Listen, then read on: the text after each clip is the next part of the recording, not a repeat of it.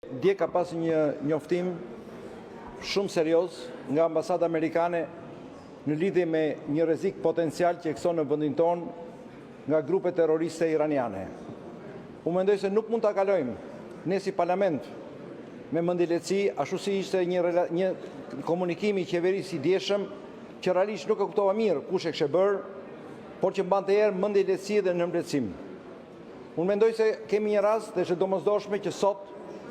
Kryeministri i Shqipërisë duhet të referoj përpara Parlamentit shqiptar, duhet të dëgjoj pyetjet e deputetëve shqiptar, duhet të dëgjoj shqetësimet e deputetëve shqiptar në lidhje me këtë çështje dhe duhet të jetë prezent për sqaruar këtë parlament për çfarë po ndodh, çfarë mase janë marrë, ku po ecet, sepse realisht nuk po shoh një reagim adekuat të qeverisë shqiptare dhe as të presidencës për mbledhjen e Këshillit të Mbrojtjes Kombëtare. Pra unë e konsideroj serioze njoftimin e dieshëm të ambasadës amerikane sepse dilte jashtë si herët e tjera të çështjeve të lidhur me qytetarët amerikanë, por lidhej me pasigurinë në territorin shqiptar, në aktivitetet publike, në zona turistike, në zona sociale, në lokalet, në tërësi. Pra unë mendoj që ishte serioz dhe tregon për diçka të rëndësishme që ne si deputet duhet ta marrim në konsiderat, duhet të kërkojmë qeverisë na sqaroj dhe nuk mund ta kaloj qeveria duke thënë që ishte një hamendje dhe ne nuk jemi informuar. Ku në fakt duhet ishte qeveria jonë, Ministria jonë e Brendshme, institucionet tona të inteligjencës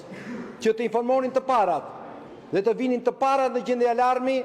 jo vetëm qytetarë shqiptar, por dhe ambasadat të huaja që janë në Shqipëri. Ne ndjekim me shumë vëmendje, me shumë seriozitet, si deklaratat e partnerëve tanë këtu, jemi në kontakt me ta këtu, jemi në kontakt me ata në Washington, jemi në kontakt me partnerët e tjerë në NATO, janë diskutime që bëhen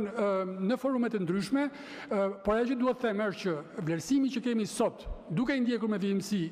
të gjitha ngjarjet, të gjitha deklaratat, të gjitha zhvillimet, është që nuk ka absolutisht asnjë arsye për të qenë të alarmuar, situata e sigurisë është absolutisht e sigurt. Dhe përpjekjet për të diskredituar informacionin zyrtar të Shtetet Bashkuara të Amerikës si hamendësim e bën Shqipërinë qesharake në rastin më të mirë. Në rastin më të keq jep mesazhin se qeveria shqiptare nuk ka bashkëpunim me aleatin ton strategjik në fushën e sigurisë apo aq më shumë mes dy partnerëve strategjik antar të NATO-s nuk ka besim mes njëri tjetrit. Më vjen keq që për hesape të debatit politik dhe të shtërpësisë së ideve politike përdoret një njoftim rutin si në të gjitha ambasadat e Shtetet Bashkuara të Amerikës, përfshirë këtu Departamentin Amerikan të Shtetit, i cili pothuajse në mënyrë të përditshme, në komunikimet e tij publike, në rrjetet sociale të Departamentit të Shtetit, pjesa e zyrës konsullore, prej fillimit të marsit,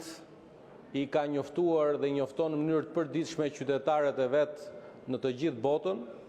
se mund të jenë target i sulmeve të regjimit iranian, ndërkohë që ajo që duhet themin e sot me të njëjtin zë është që po Shqipëria është aleat i Shtetet Bashkuara të Amerikës,